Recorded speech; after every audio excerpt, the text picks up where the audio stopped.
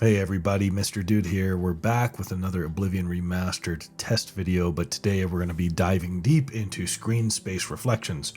I've been enjoying reading your comments, and there's been a handful of them with specific questions regarding screen space reflections. There's a twist, so stick around. But before we do that, I also want to acknowledge a good percentage of you from Germany. Dankeschön. Gracias. Thank you for tuning in.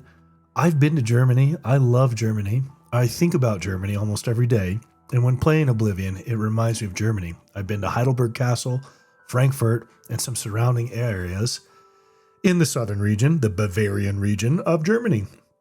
So thank you, Danke, for those that tune in from Germany. You are very much appreciated. Today we're talking about screen space reflections.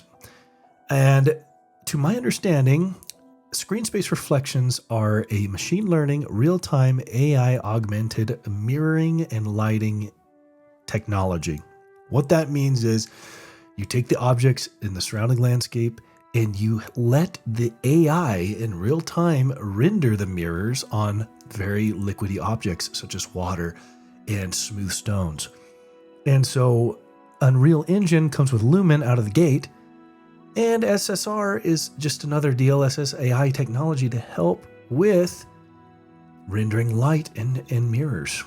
Moving on to our first scene of the day along the Gold Coast, we can see that really with some environments and some areas, you're not going to see much of a difference between SSR on or SSR off.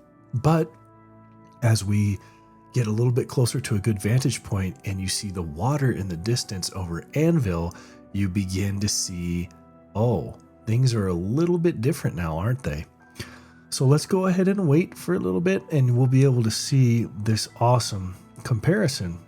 And basically, what we're going to see is in the water, you'll see the mountains rendered into the water better with SSR on compared to SSR off. SSR off, you really don't see the rendering of the mountain. But with SSR on, there's a good side-by-side. You can see the details and those reflections mirrored into the water itself. So again, this is a very macro example of what to expect with SSR on versus SSR off. And the Gold Coast is a good place to test for yourself, see what you like. Moving on, if we go to Garlas Malatar, which is at the end of the Knights of the Nine DLC for the fans, you can immediately see that the way the sun at sunset time is rendered using SSR is different. On the left, you see the sun kind of reaching out towards the player across all that water, and then the detail from where the light's originating across the ruins onto the water is different. And as we follow the scene, again, when you're moving a lot, you're really not going to see a lot of the difference. Bear with me. I tried to get the scenes a best one for one, but on the right with SSR off, you could kind of see, okay, the Lumen technology in Unreal, yes, has lighting, it has shadows, it has a mirror effect. But look on the left real quick how the sun is just reaching out across towards the player, and it's a little bit more, it's rendered differently. So again, with SSR on, you could see that the lighting, particularly at sunrise and sunset's a little bit different. If we move on to our beloved Imperial City, we could go to the waterfront and experience something else. This is early in the morning, around 6:30 in the morning, and look at how the details from the trees and the landscape and the boats onto the water is different from SSR on to SSR off. And as we turn around SSR on, you see the detail of the architecture being displayed down onto the water. You could see the sail, you could see other things reflecting.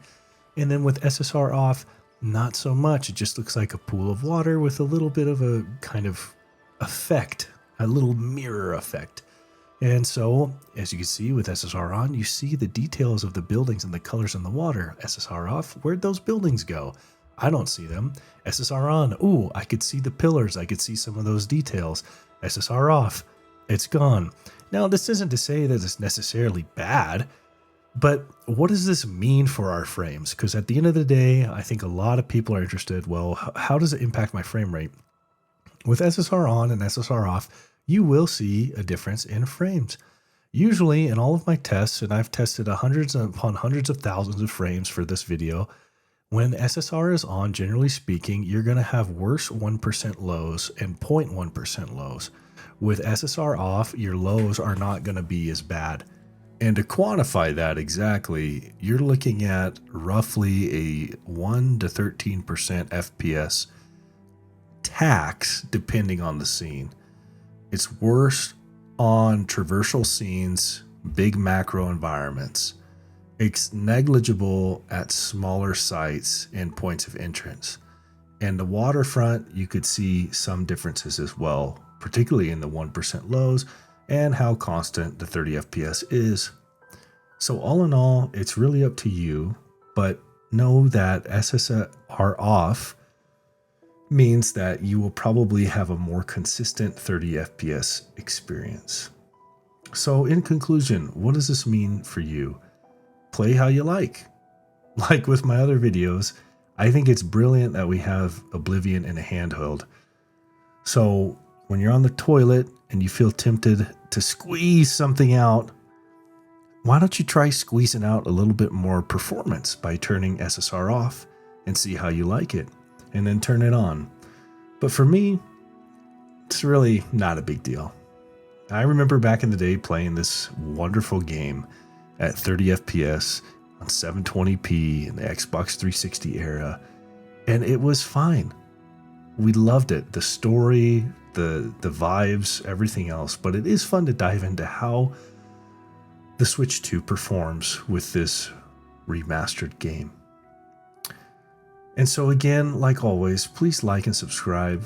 I really appreciate everyone. I must give you a thanks because I feel very humbled by the recent events for this channel. In a matter of a day or two, I gained 168 plus subscribers. Something that I, again, just doing these things for fun, never would have imagined. And I feel humbled by that show of support. And I'm glad there's a group of you out there that enjoys my content. And as a thank you back, I wanted to propose a giveaway when we hit 500 subscribers. I would like to give away this Oblivion ingot that I've had for a while, and it's unopened and in my closet with many other trinkets, but I think it deserves going to somebody who's supported me in this journey so far. And if you want to be part of that giveaway, please like and subscribe. Thanks again for everything. Mr. Dude out.